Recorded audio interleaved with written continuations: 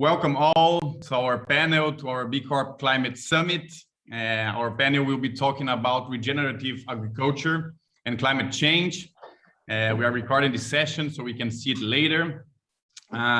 First of all, I always like to invite everybody for a 3 deep breathing, which is good for us to connect and arrive here. And the breathing is the most important connection of us, human and all animals, to the biosphere. So when we remember that we have the breathing, it's a good connection to our earth. So yeah, the ones of you who feel like comfortable, you can close your eyes and inhale deeply through the nose and exhale slowly through the mouth. Once again, inhale deeply through the nose and exhale slowly. One more.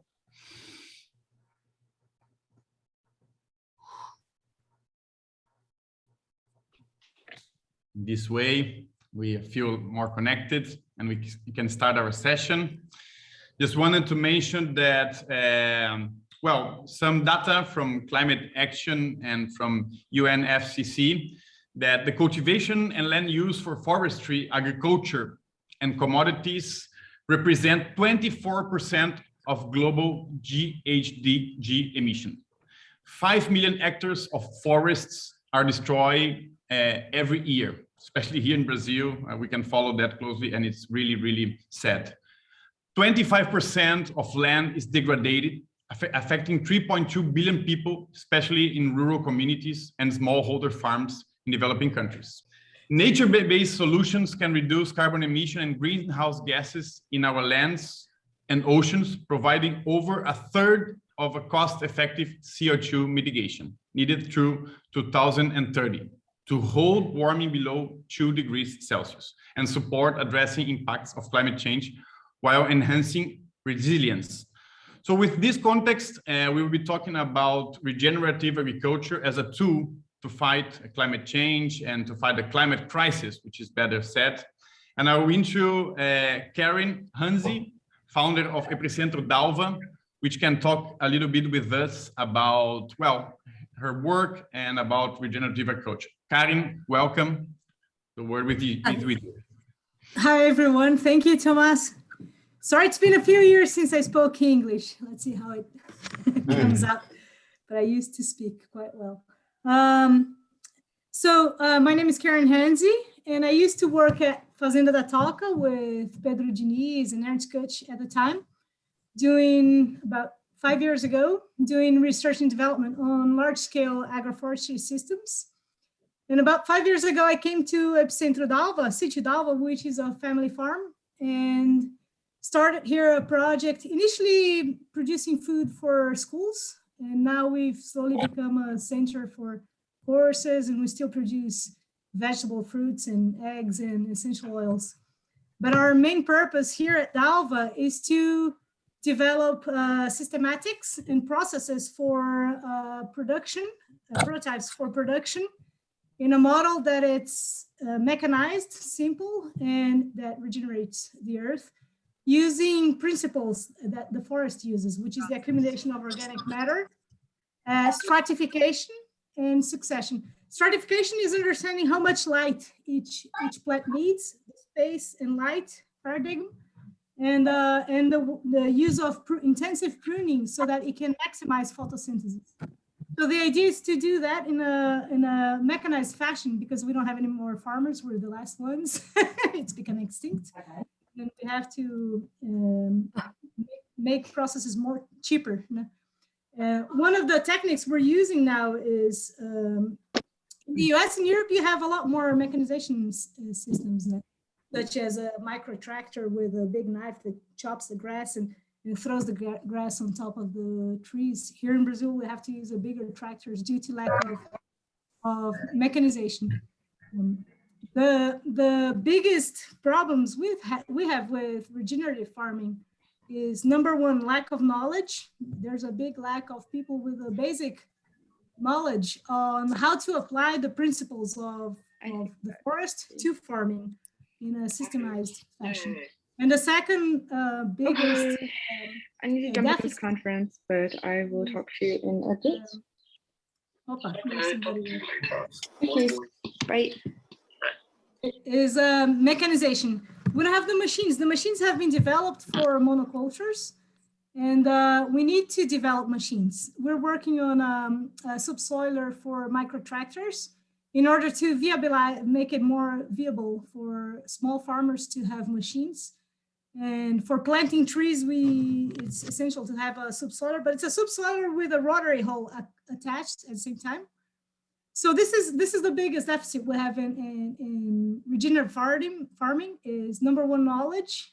People don't have the knowledge to apply the techniques. And number two, mechanization, and the mechanization is adapted for monocultures.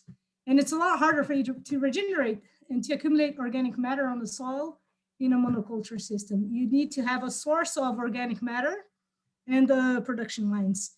For fruits, for example, we use grass, such as Brachiaria brisanta, Panicum maximum, the Mombasa, and lines of trees. And then you do the subsoiler with the rotary, and then you accumulate organic matter with the grass. And in the line of trees, you can plant trees that uses all the spectrum of succession, from pioneers to advanced. What I'm saying is that you can use the work with processes of nature rather than using inputs such as fertilizer, irrigation, whether organic or not. No. What I've seen is that some organic systems degrade the earth more than the non-organic. So the question is not so much whether we use poison, whether you're working with glyphosate or not, but the question is, are you creating a system that's growing in energy? Are you accumulating energy? Or are you losing energy? That's the biggest question we have to put on the table, and not so much do the witch hunt of like, are you organic or are you not organic? No. Of course, I'm not a fan of glyphosate, and we are organic, but we tend to lose ourselves in not understanding the principles and simply changing the paradigm from monoculture with the poisons to a monoculture with homeopathy and all these silly things. You know, what we noticed is that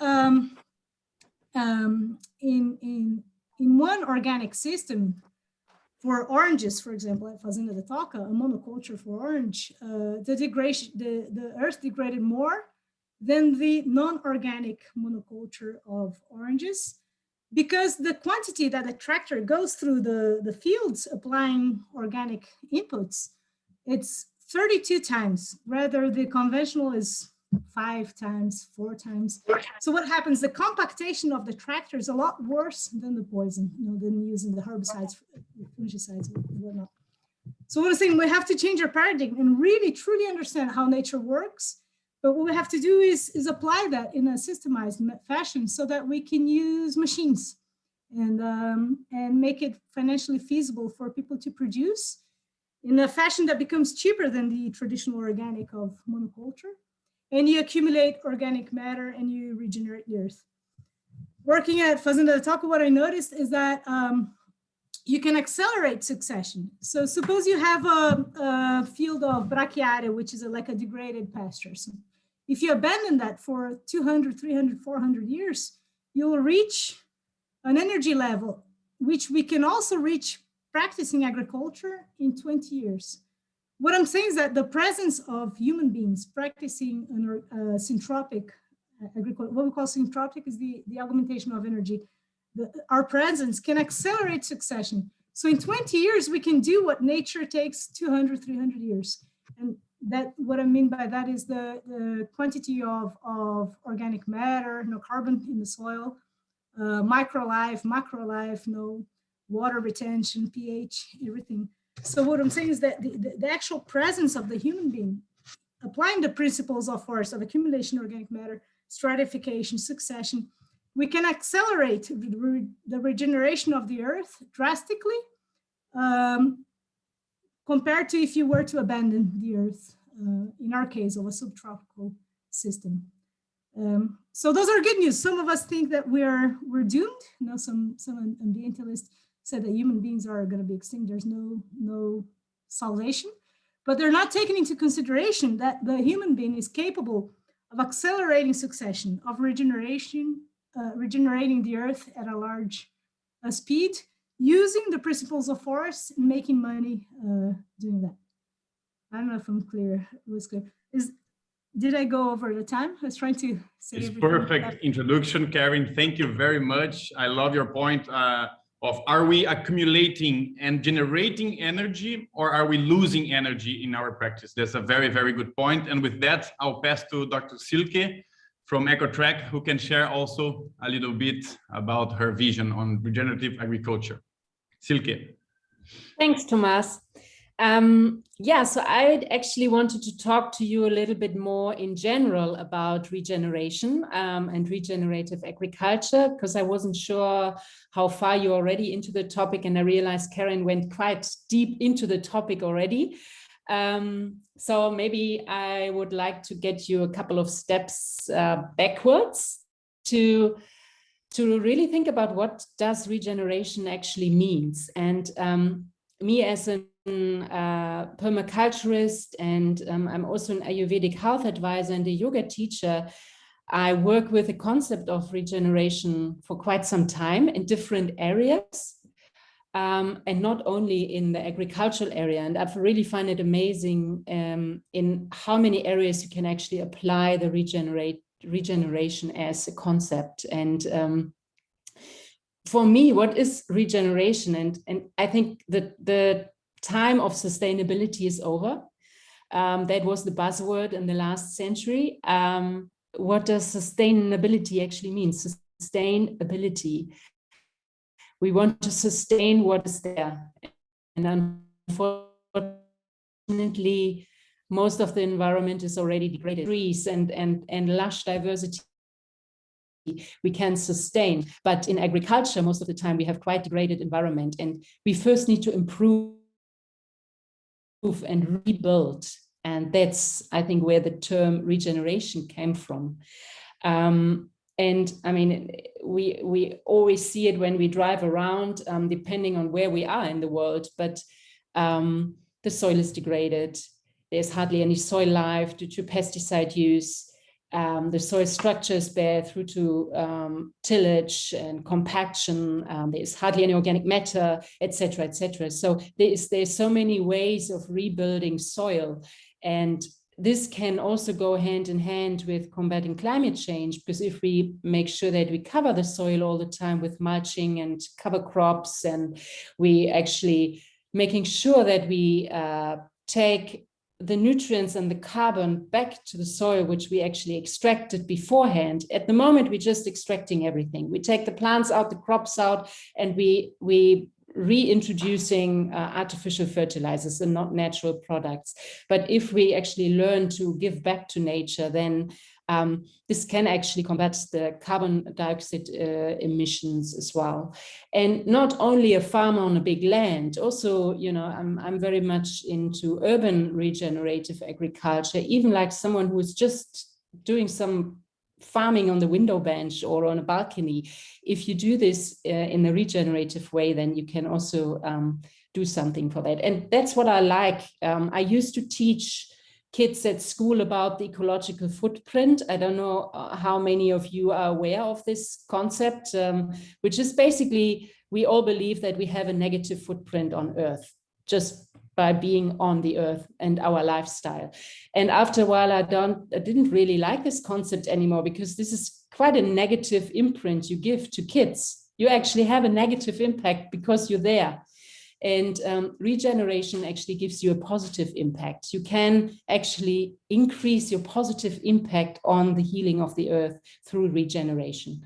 And then obviously biodiversity needs to be regenerated. We need the insects, we need the pollinators, we all know that. Water quality needs to be regenerated, and through regenerative agriculture, which we probably hear a couple of examples afterwards, we learn how we can do that. And what I also find quite amazing is that the regenerative agriculture is quite closely linked to regenerative health as well. So that's the next area where we can actually apply this concept to.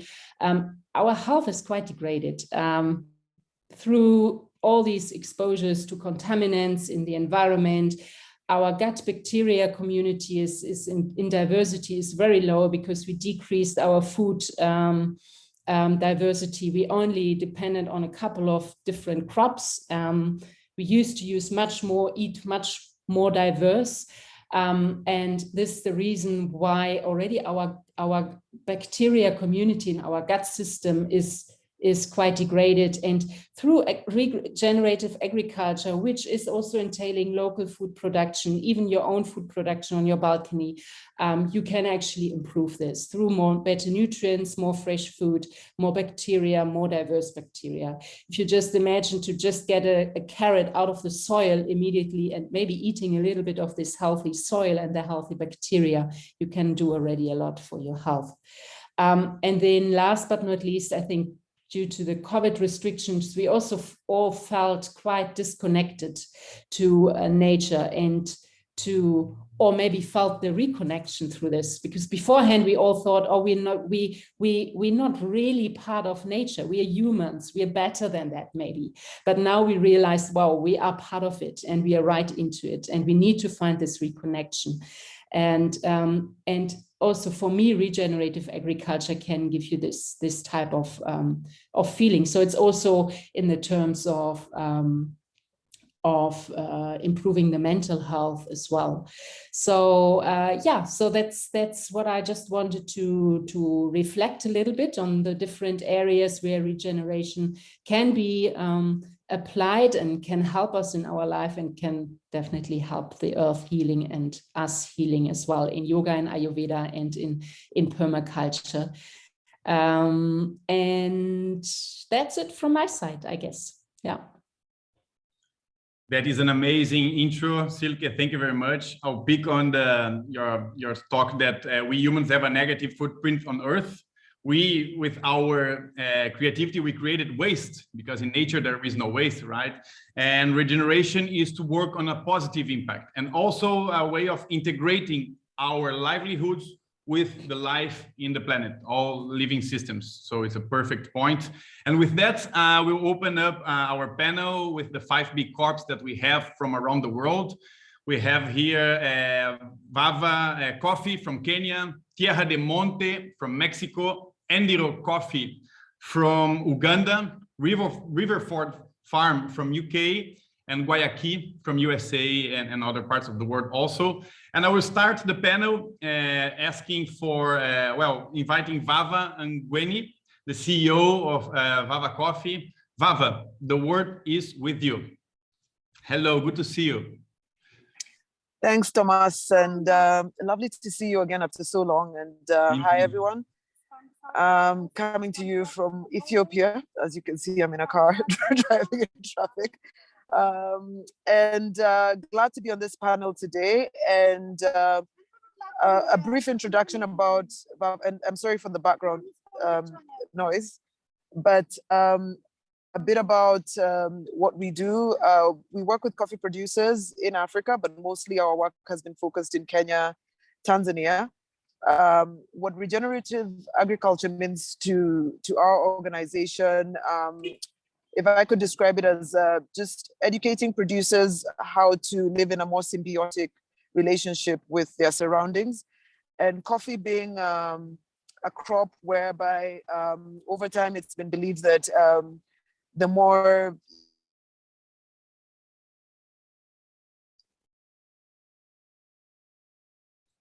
I think Vava froze.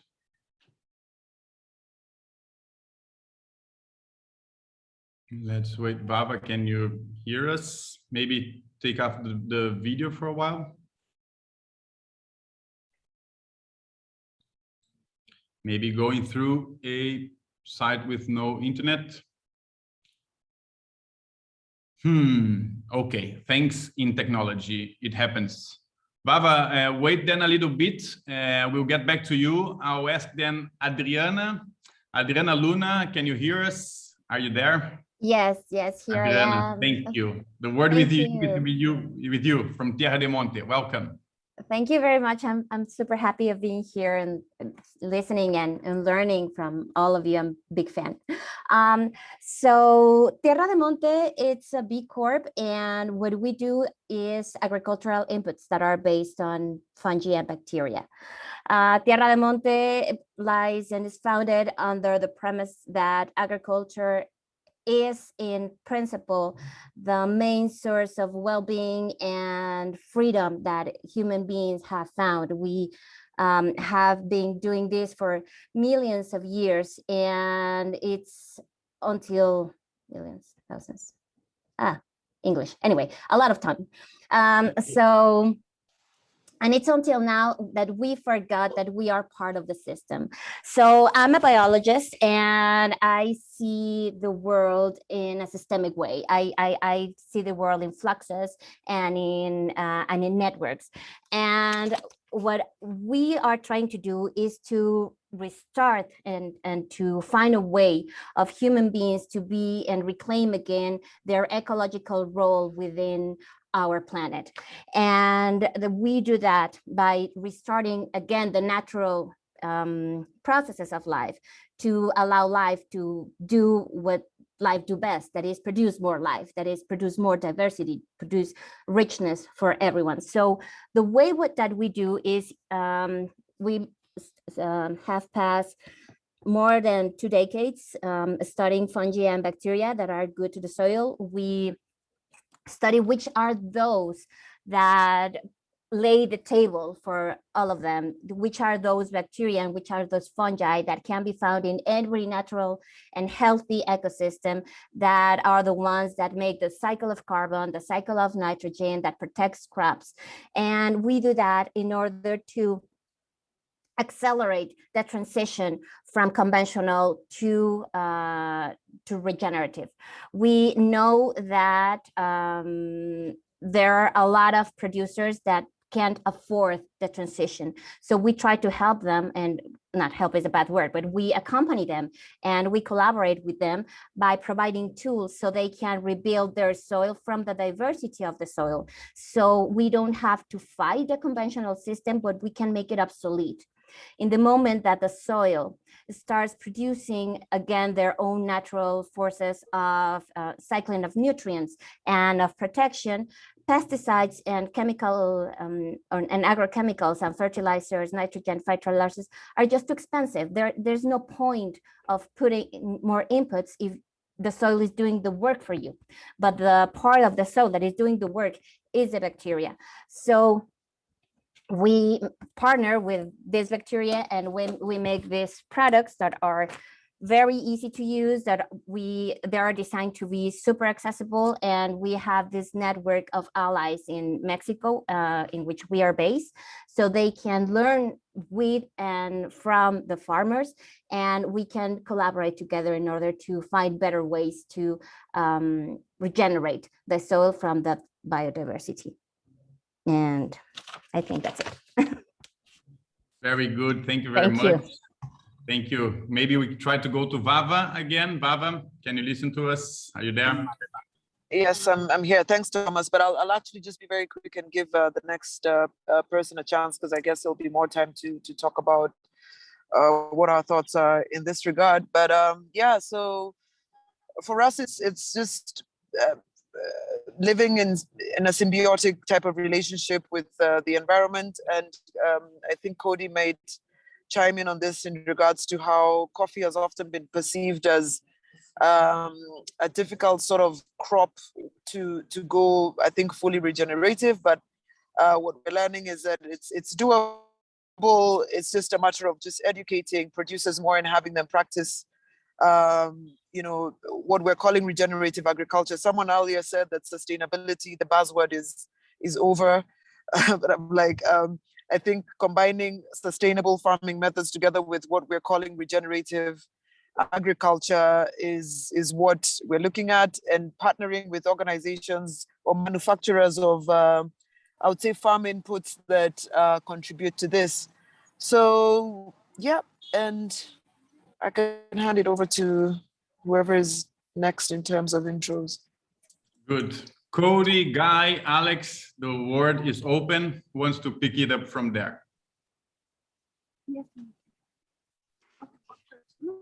Hi, good morning from Chicago. I'm on the US side of our operations right now. Glad that Vava gave me something to talk about because otherwise I don't know. I represent everybody that's listening in that has no idea what anyone is talking about, because we really, as a company at Endiro, we very accidentally got into this. And honestly, when I got the invitation to participate on this panel, I had to Google regenerative agriculture and watch lots of videos to make sure that we were doing what everybody's talking about. So fortunately, we kind of are, which is nice. But that, as I've been listening to other sessions, one of the things that has stuck out to me has been that focus on putting people and justice at the center of climate action and climate stewardship. That is quite literally how we have become kind of so, I don't know, tree hugging types, like the rest of you, right? So is that we started with, how do we treat coffee farmers better? How do we, as a coffee company who's been buying fair trade certified coffee and whatnot for several years, how do we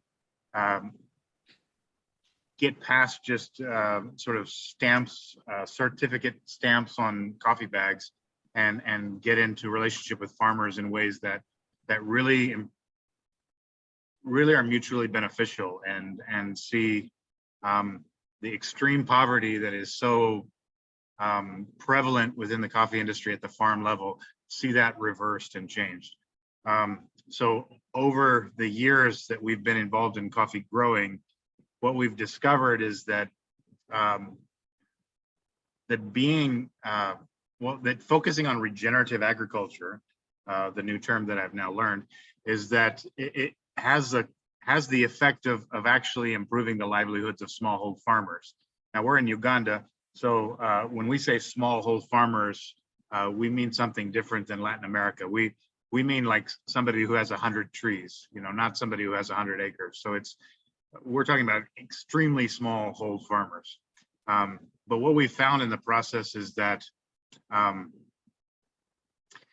by pursuing, say, organic, sustainable, and just in general, the regenerative strategies that are pretty common across the board, that it actually improves the well-being of our farming families. It improves their overall household income. It certainly improves their ability to grow their farms. So that when we started, say, in 2015, our first year of harvesting coffee, the average coffee tree might have produced half a kilo of coffee per year. Now those same trees are producing closer to 2 kilos of coffee, and most of those farmers are able to have more trees. In addition to that, they're able to have many other crops that are producing income, and not just a subsistence style farming, but rather trees that help the main cash crop coffee, but also produce other forms of revenue, such as like beekeeping was something that we introduced a few years ago, because we noticed there were bees around, and we thought, why don't we learn how to keep hives? And I don't know anything about anything. I'm good at Googling things and then talking to farmers, and then together we somehow come up with ways to, say, grow coffee or keep bees. And now our farmers have really nice beehives, and are able to, those beehives help pollinate the coffee trees, which makes those trees healthier. It pollinates the other companion crops in the various plantations, and then also produces extra crops like honey and beeswax. So it's been very interesting. As Vava said, coffee historically has been a really difficult, it's been a crop that has been produced in ways that damage all kinds of things. from people. I mean, the transatlantic slave trade was heavily based on coffee, to the environment, where you have destructions of rainforests and things like that. And it's Uganda is no exception. Big coffee is there in Uganda and is known for just basically destroying the environment and keeping farmers in extreme poverty. So for us, we are so small and perhaps so foolish that we just decided we can do things differently. So why don't we just do things differently? We didn't have anything to lose. So for us, we decided we would begin by paying farmers a lot of money rather than a little bit of money, and then slowly look for ways to rebuild the environment around.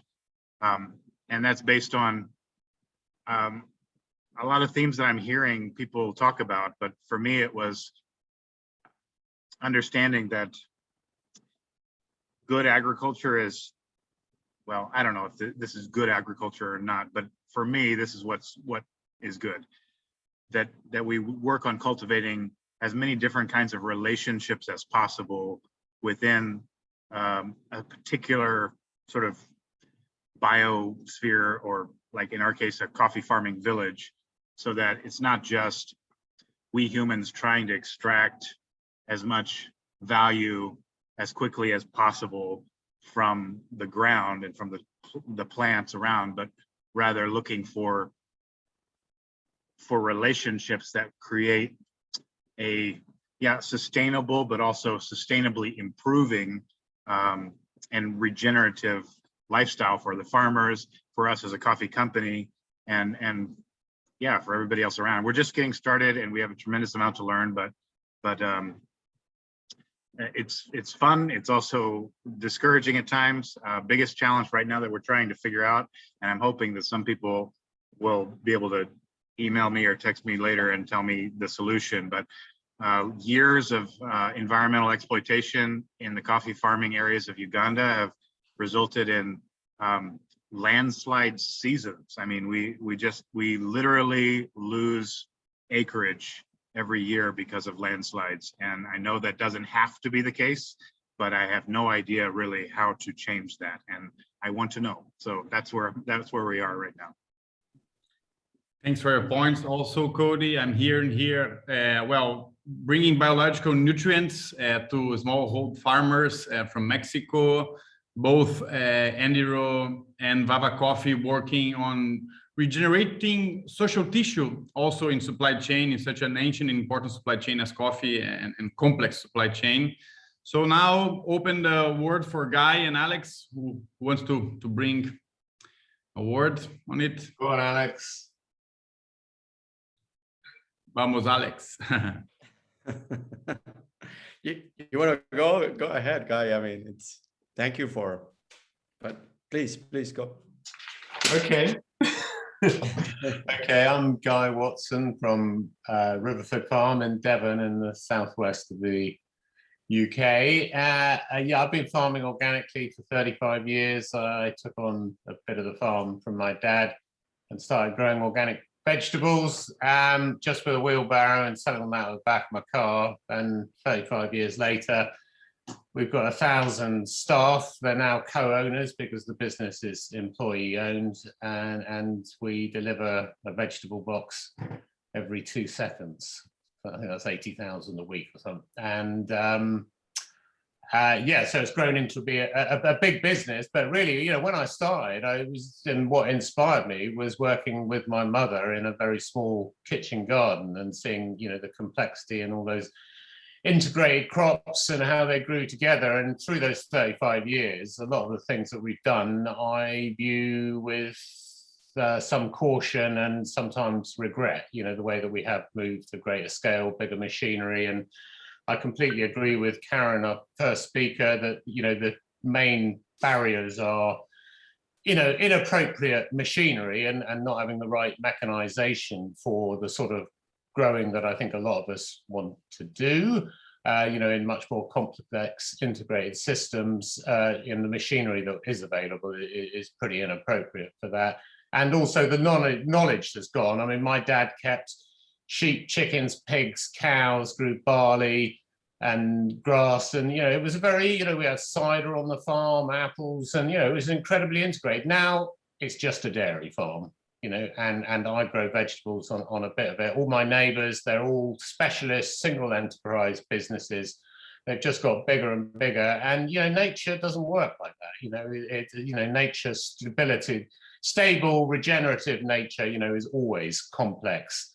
And that's just still, unfortunately, completely, you know, the opposite direction to what's most farming is going in. So I struggle with the term regenerative. I would much rather just say good farming. You know, I hate buzzwords, but, you know, listening to you all, actually, I do think it is quite a good word. You know, that it's sustainable isn't good enough. We do need to regenerate. So I do sort of support that. And I guess a lot of, you know, what does that mean practically? Well, for us, you know, we are in a high rainfall area. We can suffer sometimes catastrophic soil loss. Our fields are up to 25 and 30% slope sometimes, and we need to be, and we cultivate the soil too much. So again, I would agree with Karin, there is too much machinery, too much cultivation in a lot of organic systems, and I really view that as being our kind of Achilles heel. What are we trying to do to address that? Well, since I sold the business to the staff, I took some of that money and went and bought another farm, and I tried to farm in the way that I've always wanted to farm without having to be quite so concerned about making it pay, because that is always the issue, is making these sort of practices pay. And that has meant trying to grow more perennial crops, which those of you working in the tropics, I think you're much more blessed in this way than we are. I mean, you know, virtually all our food comes from annual crops, and that involves too much cultivation of soil. So we are trying to go back to perennial versions of some of our brassicas. So we're experimenting with a perennial kale. We're planting nuts, hazelnuts, walnuts on the farm in a kind of silvopasture system. We've tried various techniques to reduce the intensity of the cultivation with limited success. I think I've probably said enough, Tomás. I reckon I've had about 3 minutes, so I'll stop there. I could say a lot more. You know, I really hope that the new technology of you know, GPS guided machinery and robotics might be our savior, because in a country where 0.7% of GDP actually goes to farmers, trying to feed, you know, so which implies that every farmer has to feed about 140 people or something, you know, trying to do that is just not going to happen in an unmechanized system. So I really hope that the new generation of technology can be used intelligently rather than just bigger and bigger machines, which is, and I'll stop there. Over to you, Alex. Thank you. Well, I'm Alex. I'm from Argentina, and I'm the co-founder of Guayaki, Yerba Mate. It's based in the US. And I would say that, you know, Guayaki was born from an act of love. Just like all of you and us, you know, we're the consequence of an act of love. And all I can say is just like, I just go back to the plant.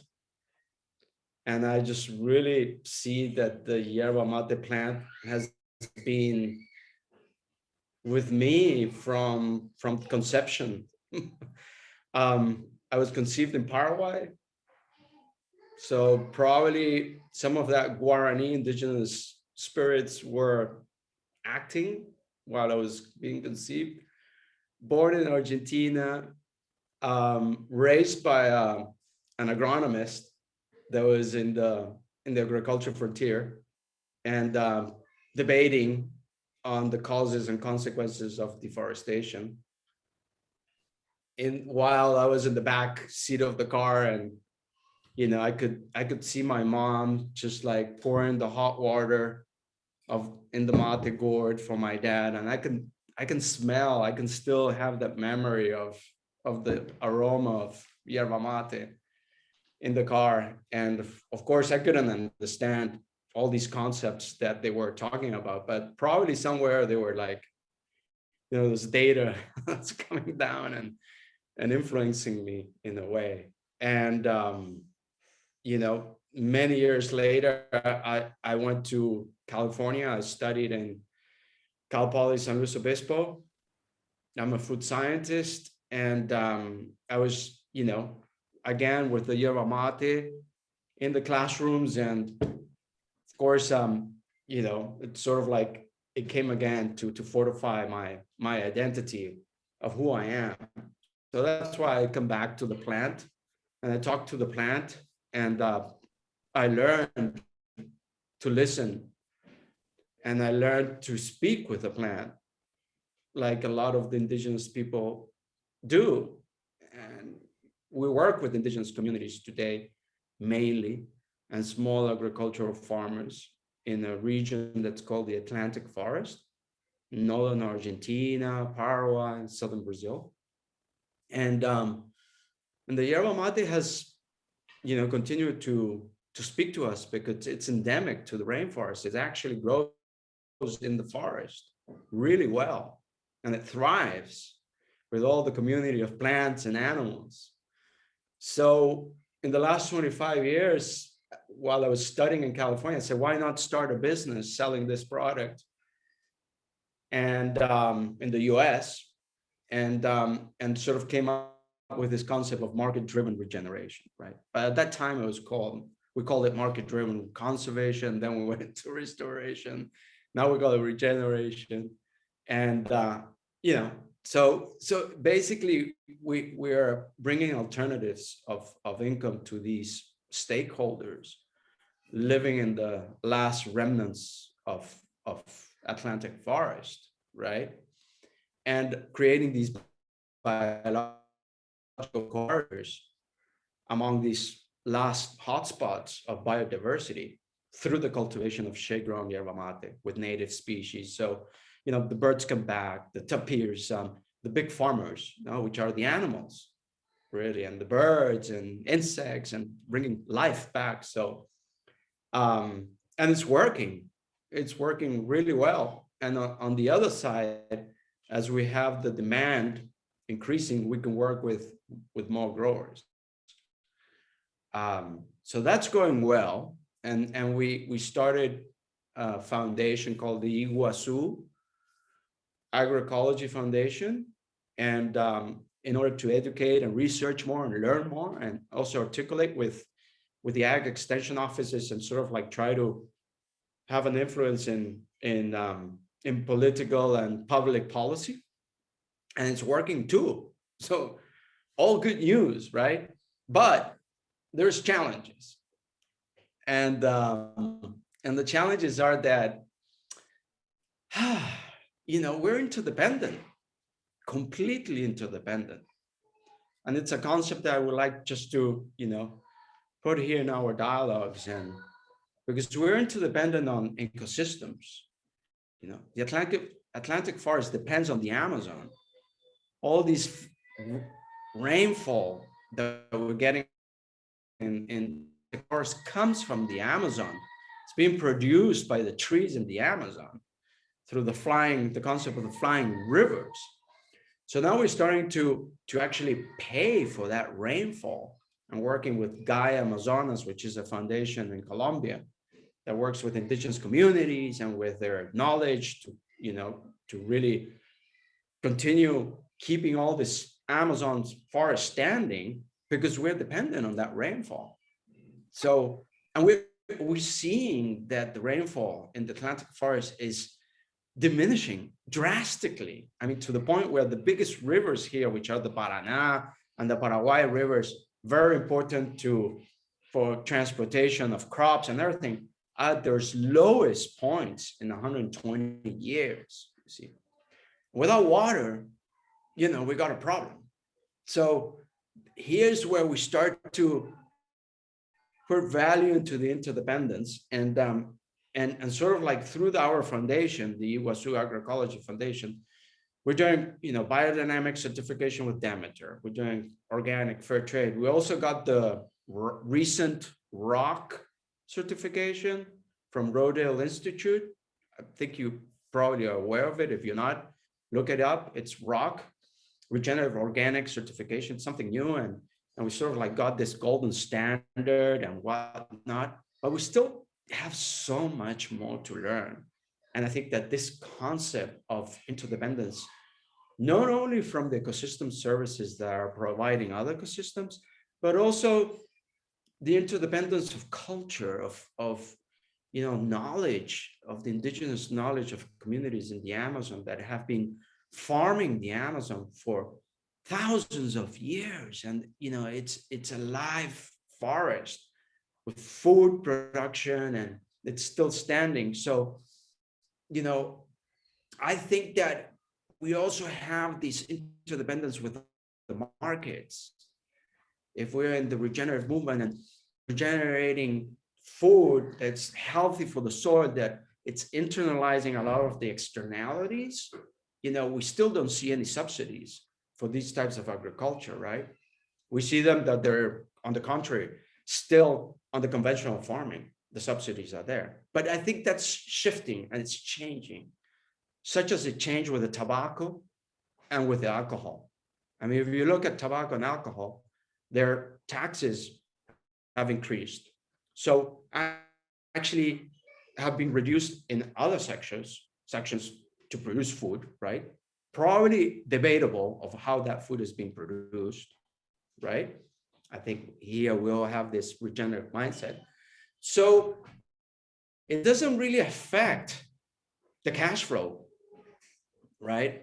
Because you're increasing the taxes in those externalities in tobacco and alcohol, and you're subsidizing food. Well, what would happen if you would have incentives to produce regenerative food that's bringing life back to the soil, back to bringing all that CO2 back into the soil as well, producing rain, producing ecosystem services, providing this cultural identity, this diversity that just to close it up, I don't think there's one definition of regenerative agriculture.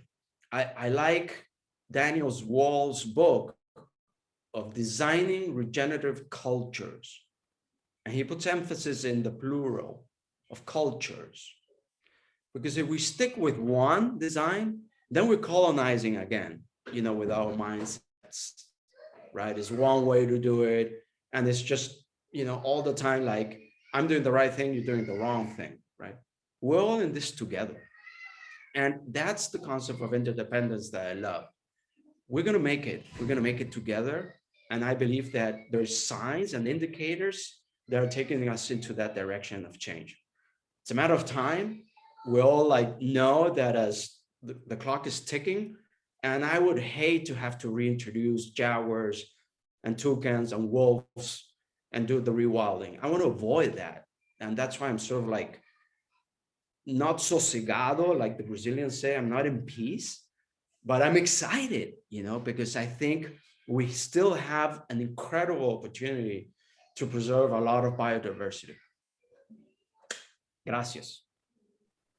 Alex, thank you very much for your thoughts and for bringing the word of interdependence to the table.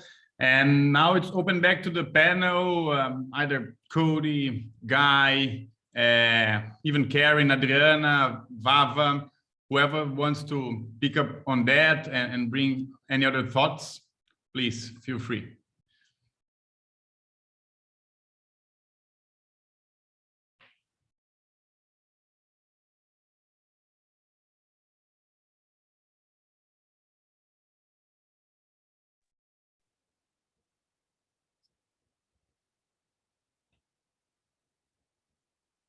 Go, Adriana.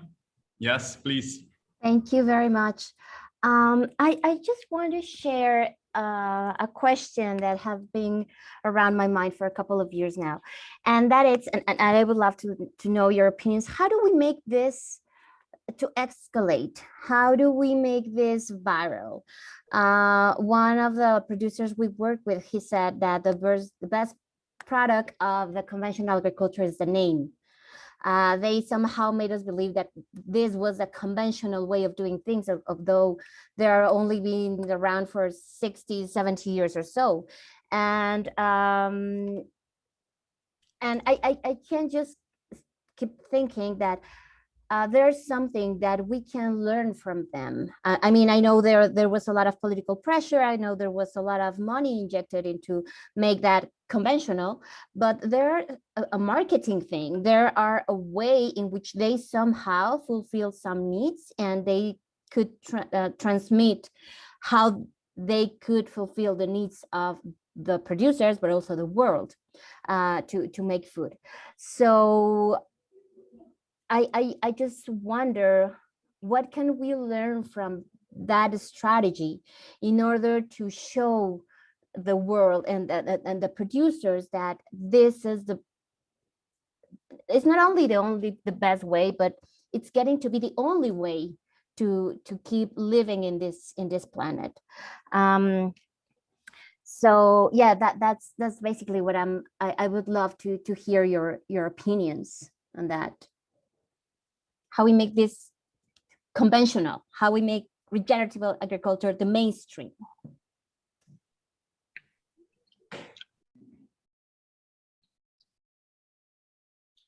I think, I guess the answer is how is it going to be paid for? I mean, is it going to be paid for through people paying for better agricultural practice, through a higher price in their food, or is it going to be paid for by government subsidies? And having spent 35 years selling organic vegetables and trying to explain, what's different and arguably better about them, and being constantly criticized by clever buggers in the advertising industry that we don't deliver a clear message about the benefits of our products, it is extremely difficult. I mean, what we're arguing for is very subtle, and conventional sales and marketing do not work on subtle messages. So I think, personally, I really hope and believe that it has to come through government intervention, whether that's, taxing bad practices in some ways or outlawing them, or, encouraging good practices. But even that relies on being able to define what good is and being able to measure its benefits, which is something the UK is going through in trying to reform its agricultural policy at the moment. I mean, it's very difficult. Sorry, I haven't got any answers there, Adriana, just more difficulties. But. I don't know, this is kind of where I start to feel my idealism and naivete come through. But since we work, and our agricultural work is in Uganda, there is no such thing as government subsidies, and we have good relationships with our elected officials and stuff, but the idea that we might be able to sort of campaign for them to pass laws that would make it easier to do what we do is really rather insane. It's never going to happen. So, but if we, I don't know, I mean, we're still really poor. So, but we may not be forever. And that's actually kind of the premise that we're working with, is that the way we're doing it is not only the right thing, but ultimately is the thing that will be the most profitable and for everybody involved. That the fact that our farmers make more money means because we're able to sell the end product at a higher price because it's better quality, definitely means that they're more incentivized to do the sort of correct procedures that we're putting forward as a part of our agricultural strategy. So yeah, I mean, we could cut down forest and just plant unicrop like coffee and produce more volumes. And there's certainly other coffee companies in our area that do that. But ultimately, I mean, they've been there for years and for generations. So we're seeing the result of that, and that is that farmers get paid less and less and less money. Whereas our farmers, they're getting paid more and more because we're able to charge more to the end consumer. And so we have more money to work with. I don't know, maybe this is very simplistic, but I feel like one of the premises of this entire summit is that this is a sort of climate emergency, and that we can't keep doing what we've been doing, that conventional approaches won't work much longer. You know, in fact, they don't really work right now.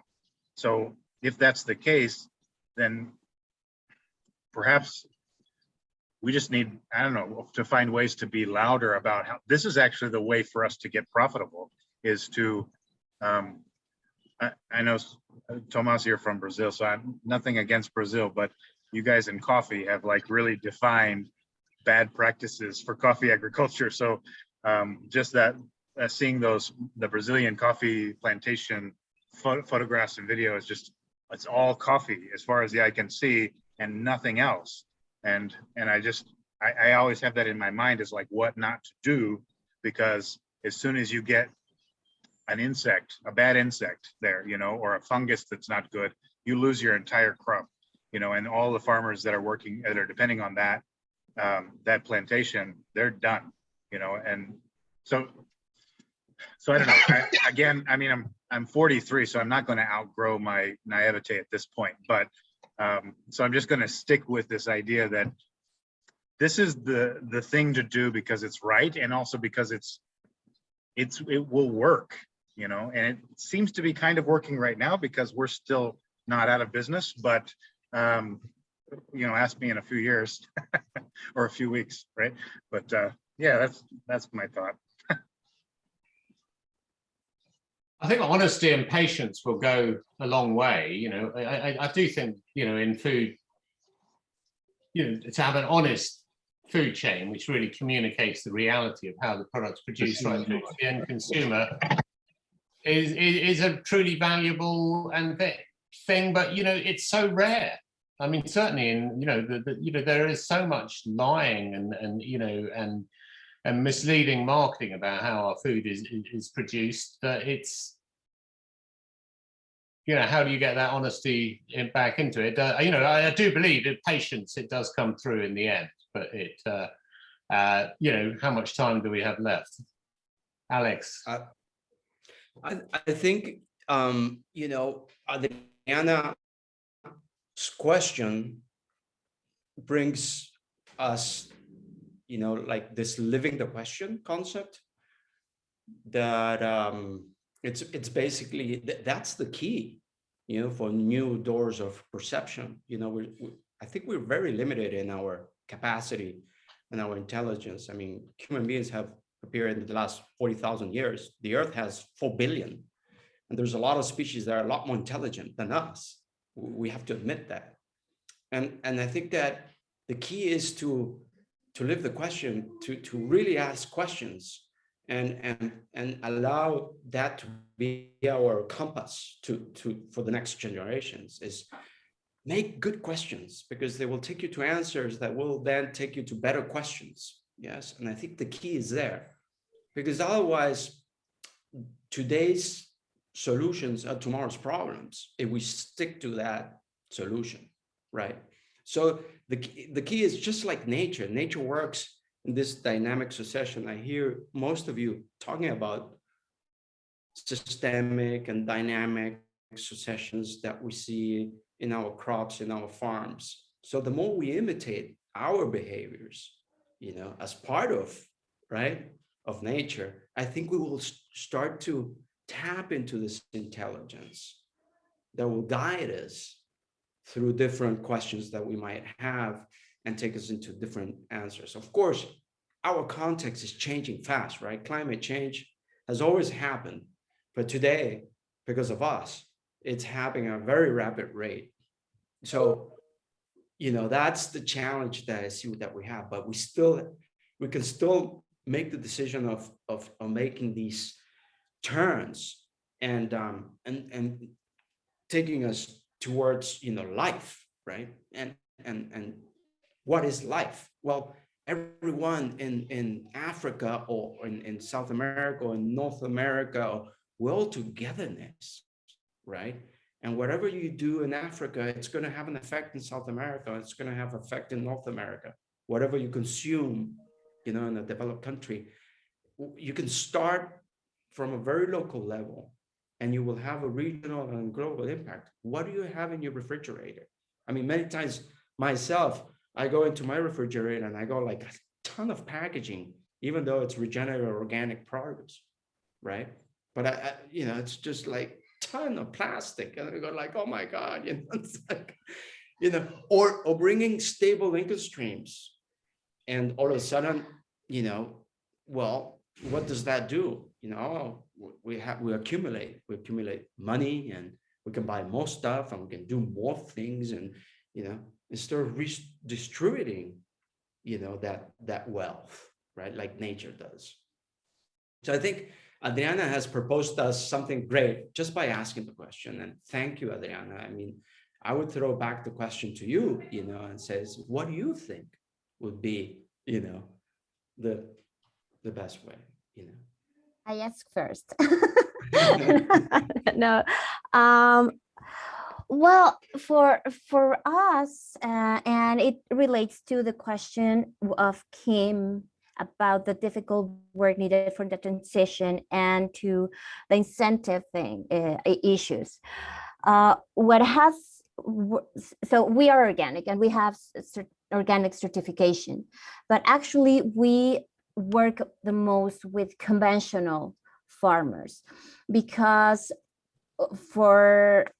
to start with, they are the main, or the acres that conventional agriculture is way bigger than organic. So there's a lot of impact there.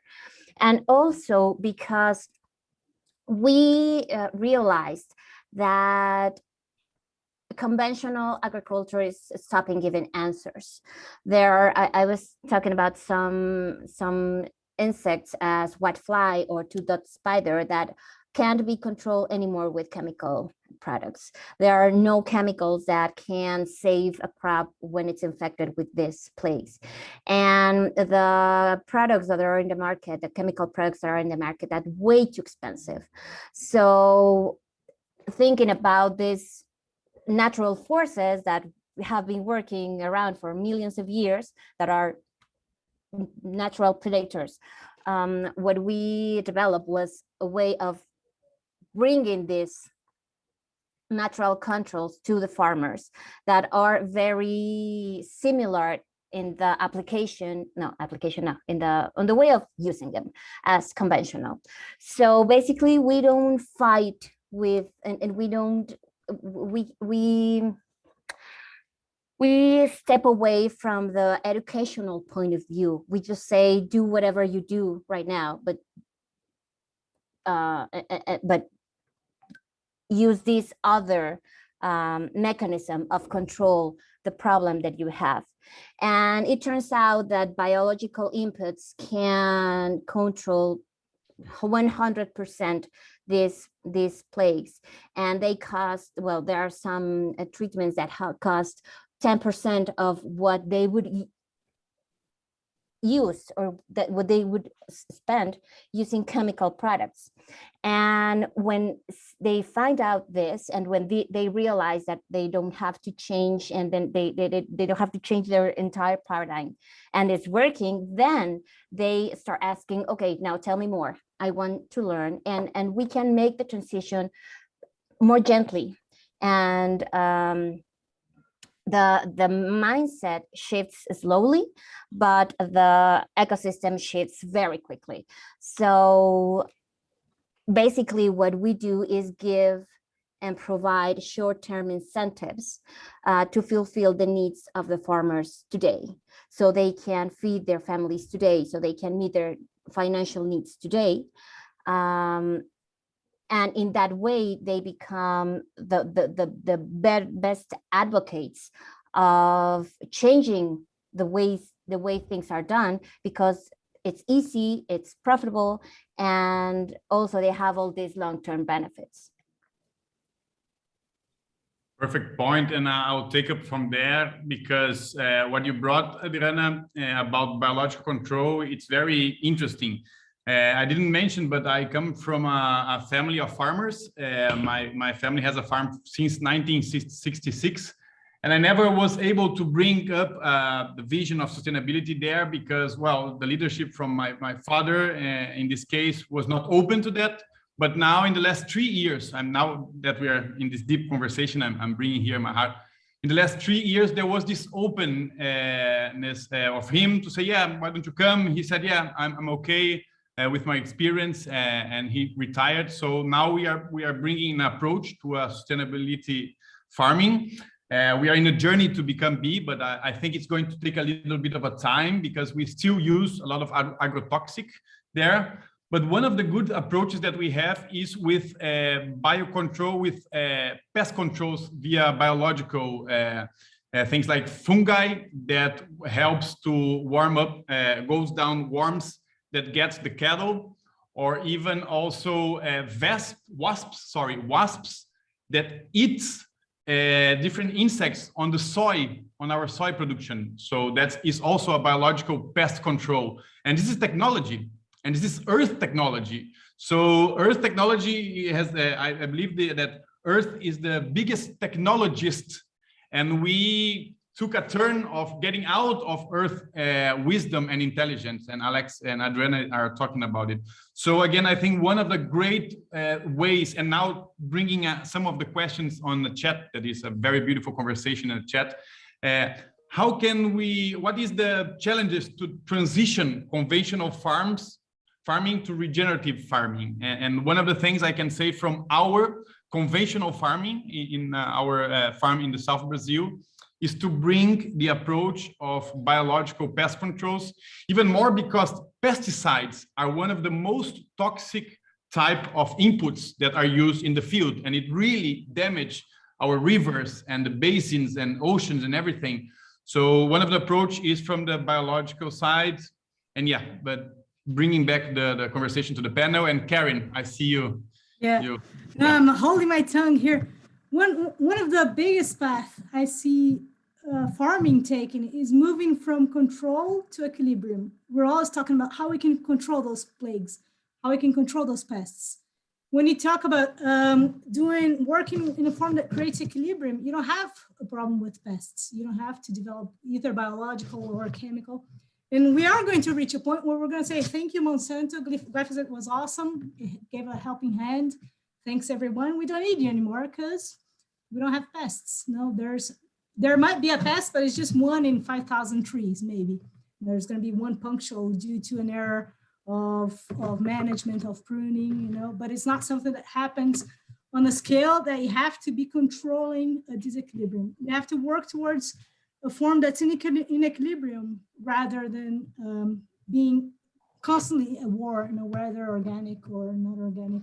And it's not that hard to reach equilibrium. We just need to understand it can be simple systems. We don't have to make complex, as we call bicho grilo. It doesn't have to be bicho grilo, which is like hippie. It can be something that's simple to manage, mechanized, where we still have a path to run, to reach that knowledge. And I think the human being will, it's hard to say that, but we will only change profoundly once we're in deep trouble. We're not in deep trouble yet, but the political scene will change once the people are in real deep trouble up there, not on the lower classes. That's to answer Adriana's questions, is how can we make this change? It's only going to happen when we're in deep shit on a political scene. But on a practical scene, it's not that complicated. It's really simple. It's just a matter of passing on the knowledge of how to work with the accumulation of organic matter so that I have to kill the grass, how to put the trees with the right quantity of light so you don't have attack of plagues. The attack of plagues happen because a coffee is in pure sun. It's not supposed to be in pure sun. It needs the fluctuation of sunshade throughout the year.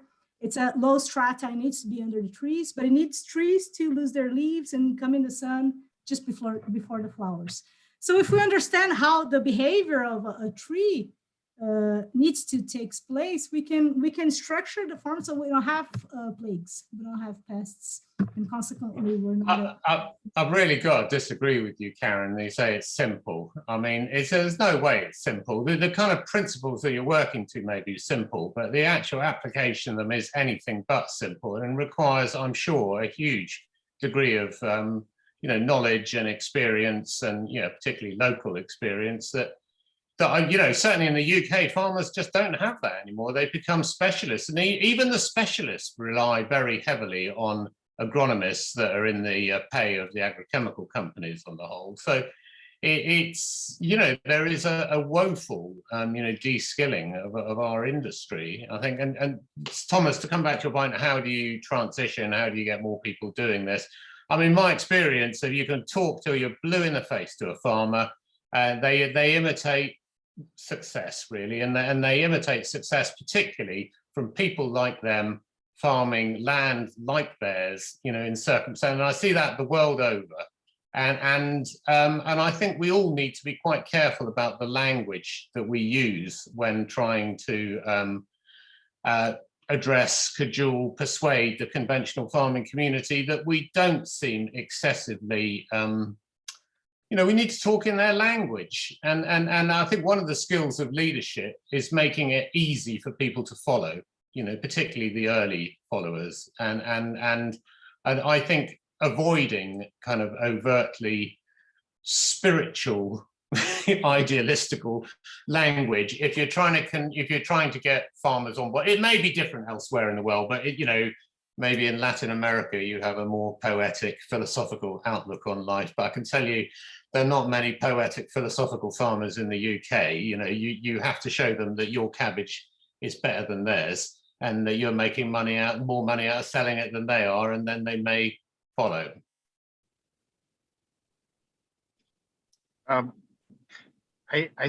What this conversation is making me think of is how, I mean, I've not been to the UK. I am from Oklahoma, so I know there's like what conventional agriculture is like. I grew up with it, and I think from that perspective, if I think of like a typical Okie farmer growing corn or wheat or whatever, to get to some of the principles that we're practicing, the methods we're practicing in Uganda would take a tremendous amount of education and learning. But to get a Ugandan farmer who's been farming for multiple generations into that regenerative process doesn't take nearly as much education. I think, I don't know. I completely agree with that. I've worked in Uganda quite a lot, and their ability to absorb and take up new ideas actually puts UK farmers to shame. I think part of it is understanding that it's not just new ideas, that there may be a sort of mythology that we've bought into, this high, low tech sort of continuum, and that everything needs to move from low to high tech. And what I've been learning over the past several years working with Ugandan farmers is that the so-called low tech is sometimes much more intelligent than what the high tech approaches seem to be bringing to the table.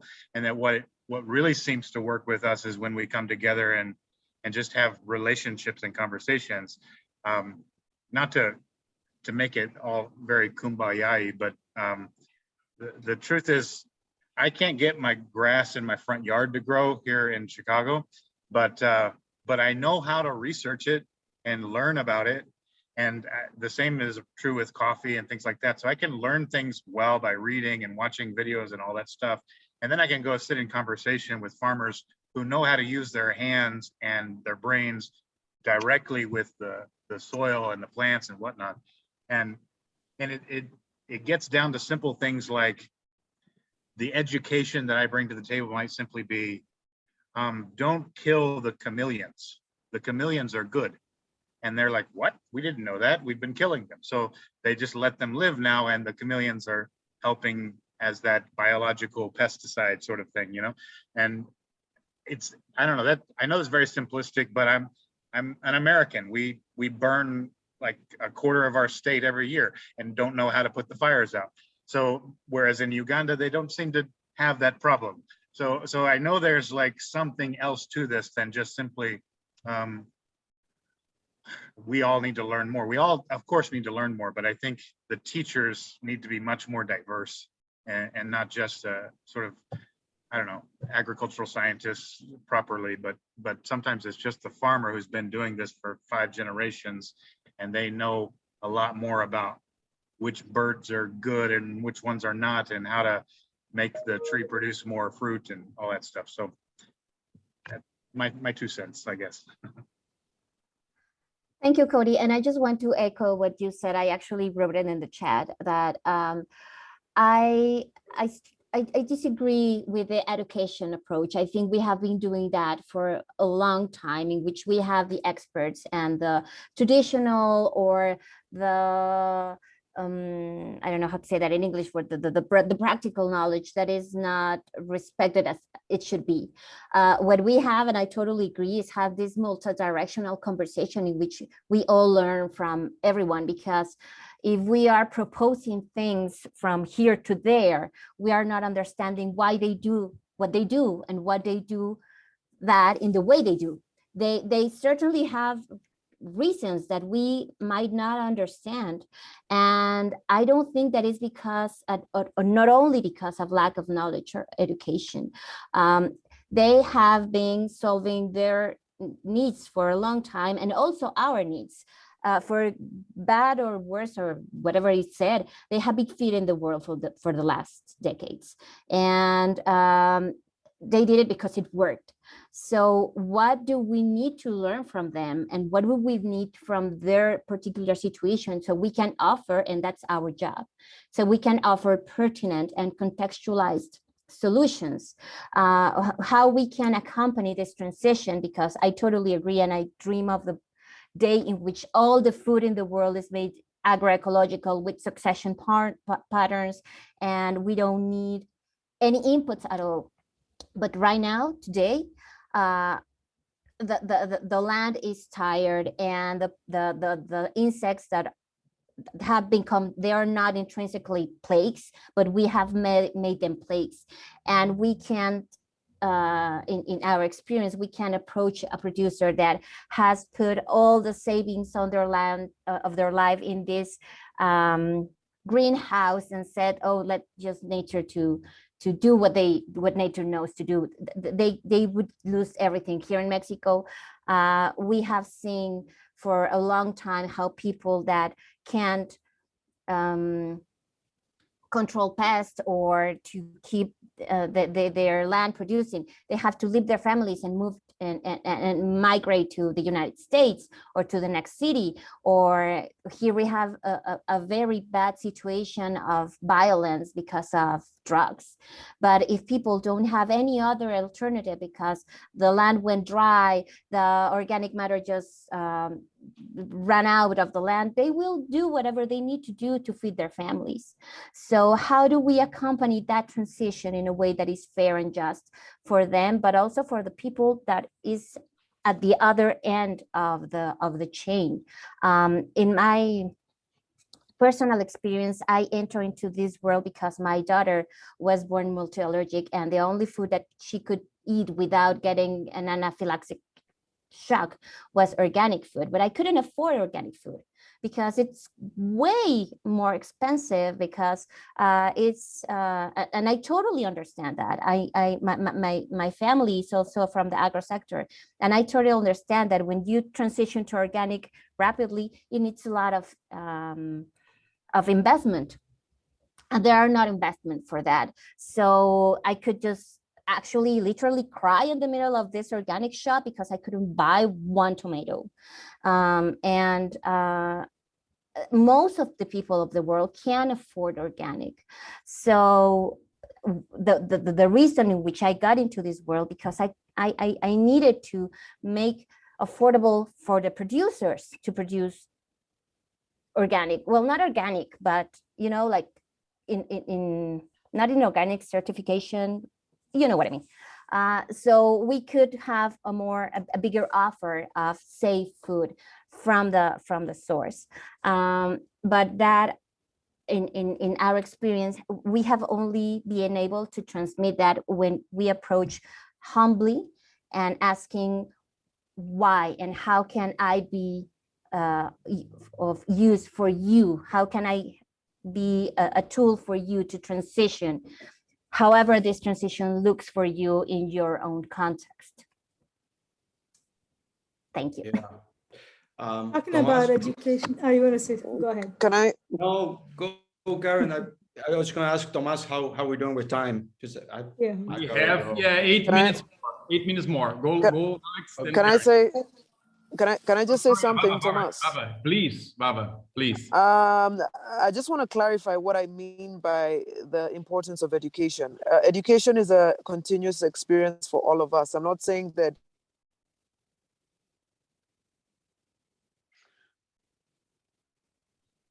Vava, it froze. Oh, I think we lost Vava again. Go back to you, Alex, then Vava and Karin. Oh, I want to hear Vava. Yeah. I want to hear her. She's back. Vava, you back? If you're back, please talk to us. If not, okay. Yeah, I think she was going to say something about education. Vava, if you can hear us, just write it on the text it. All right, let me just quickly say it before I get kicked off again. Basically saying that education is an ongoing experience, and I mean, we're all learning, and of course producers know a lot more of what is needed because they've been practicing traditional, methods of farming for ages. But I think commercializing farming also kind of ruined what the earth is. I'm not saying that commercial farming is evil. I mean, it's there for a purpose. But just to explain to Adriana what I meant is it's an ongoing experience for all of us to learn about what is needed. But I often feel that what is off-putting for a lot of producers is the language and how we often think that we're introducing something new to them, and yet they've been practicing some of these things for ages, only that with colonization and with modernity, we sort of put aside what, if you look at native tribes in Africa and even in parts of Latin America, and what they've been practicing is what we're trying to call regenerative agriculture. But initially when, they were doing this, it was sort of dismissed as like not modern enough. So we got here, through our own doing, and I know that the experts on the ground are the producers who know exactly what the flora and fauna should be looking like. They can tell you before climate change became a huge, problem, how they would combat these kinds of things. And that's why I'm like, it takes us improving our listening mechanisms, both for us practitioners on the ground who are working with producers, as well as companies that produce, these farm inputs, people that call themselves scientists and professionals who've never been on a farm. I mean, just being in a lab creating solutions, and you don't even know how some of these landscapes look like.